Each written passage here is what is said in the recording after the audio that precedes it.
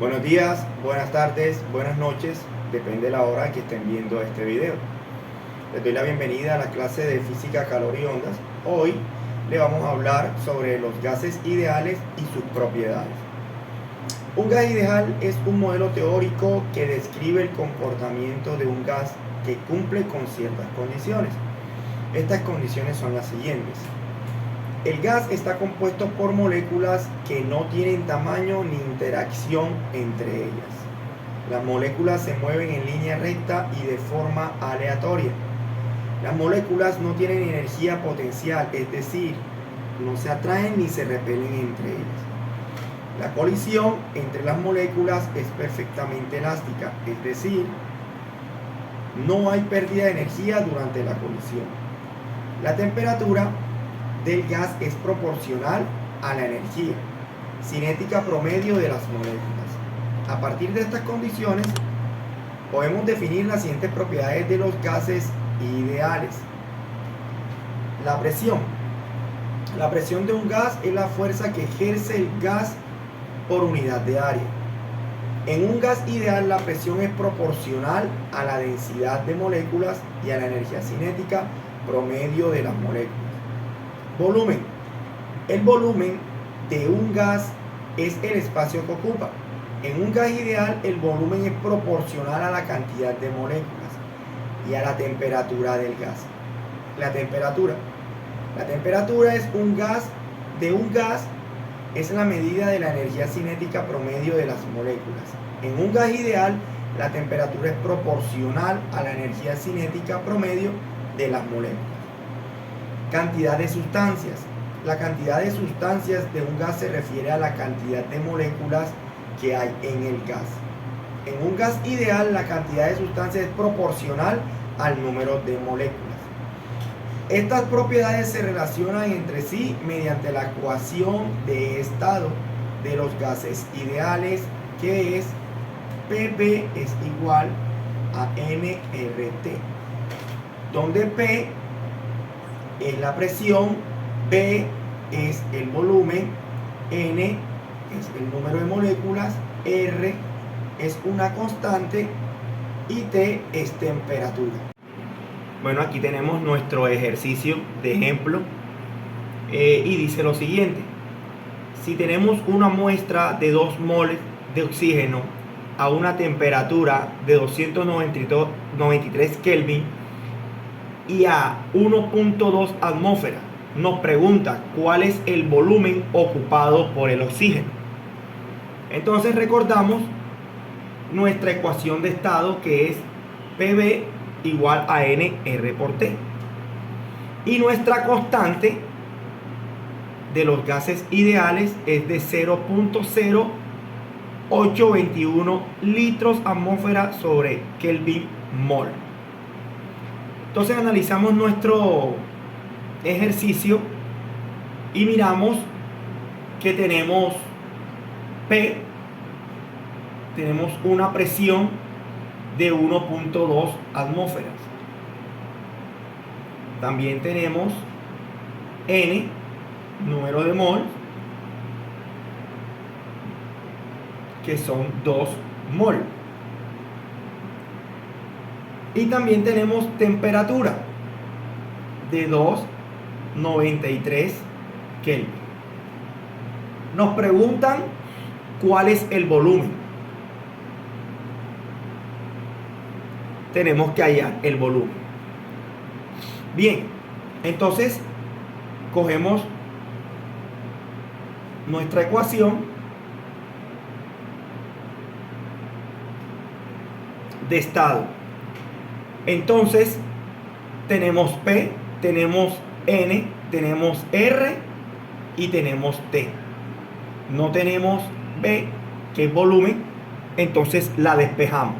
Hacemos el despeje y como P está multiplicando, pasa a dividir y nos queda que B es igual a N R por T sobre la presión, ¿verdad? Bueno, antes de eso, antes de colocar los valores en nuestra fórmula, tenemos que comprobar que nuestras unidades estén en relación a lo que necesitamos. ¿Cómo lo comprobamos? La presión está en atmósfera, el número está en moles y la temperatura en K. Tenemos aquí que atmósfera, tenemos mol y tenemos Kelvin. Una vez comprobado, proseguimos. Entonces, volumen es igual a 2 mol por R, que es la constante, 0.082, lo podemos dejar ahí, litros atmósfera sobre Kelvin mol, ¿verdad? Por la temperatura, que es 293 Kelvin. Todo eso sobre la presión, que es 1.2 atmósfera, ¿verdad? Entonces comenzamos a simplificar. Mol se va a mol, Kelvin con Kelvin, y atmósfera se va con atmósfera. Entonces solamente nos queda litros. Volumen se da en litros. Comenzamos la operación y nos queda, multiplicamos lo de arriba. Si multiplicamos lo de arriba, eso nos da 48.1 litros sobre 1.2. Eso nos da un total de 40.1 litros. Entonces, nuestro volumen que está ocupado por el vacío es de 40.1 litros. Bueno, hola compañeros. Aquí un experimento casero de nuestros gases ideales. Hoy vamos a ver el agua sube sola.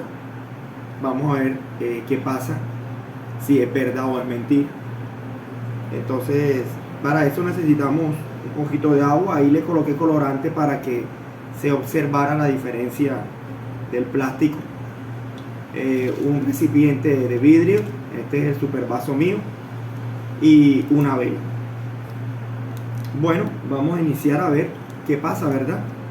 Entonces, como ven, el agua está ahí. Miren que sin la vela no ocurre absolutamente nada. El vaso y queda en el mismo nivel, ¿verdad? Entonces vamos a prender la vela para ver qué ocurre, ¿verdad? Vamos a ver si eso funciona, si no funciona.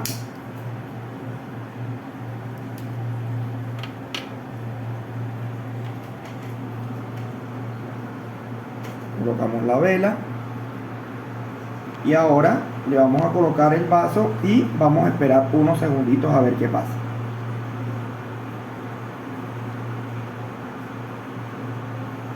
Esperamos a ver si sirve.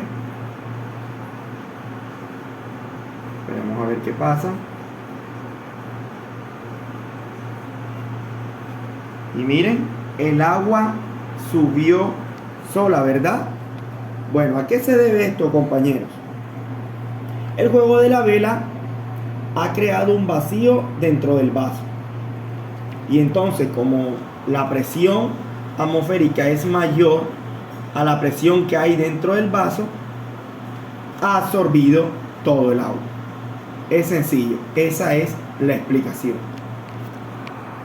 Bueno, compañeros, aquí tenemos otro experimento. Esperemos que funcione.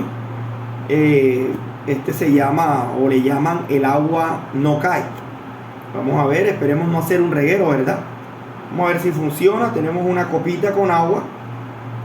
Le coloco colorante porque, bueno, así aprendí a colocárselo para que se diferencie el agua y se vea que es un líquido lo que hay aquí, ¿verdad? Bueno, para esto solamente necesitamos el vaso, agua con colorante y un papel. Vamos a ver si es verdad. Vamos a colocarle el papel. Con cuidadito vamos a girarlo. Vamos a girarlo. Vamos a ver. Veremos. Ahora vamos a soltar. Vamos a soltar con cuidado. ¡Wow! Es verdad. El agua no cae. ¿Sí ven? Súper, ¿verdad? Bueno, la explicación de esto es sencillo. Porque todo fluido y el aire es un fluido, ¿verdad? El aire, como es un fluido, ejerce una presión sobre el papel, ¿verdad? Y el agua también ejerce una presión hidrostática sobre el papel. Entonces, en este caso, como la presión atmosférica es más fuerte o mayor que la presión hidrostática, el agua no cae. Entonces, como hay mucha más presión atmosférica de este lado, hace de que el agua no caiga. Esa es la explicación del experimento. Gracias.